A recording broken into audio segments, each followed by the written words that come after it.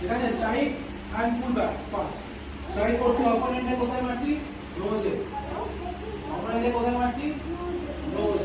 হাত দুটোকে এখানে মেইনটেইন করো সবাই side okay strike pull back power দিয়ে যাই এইচ ডি সাম শি গো গুড নোজ আমরা ইমাজিন করি যে আমাদের সামনে অপোনেন্ট সেম হয়েছে ঠিক আছে তার জন্য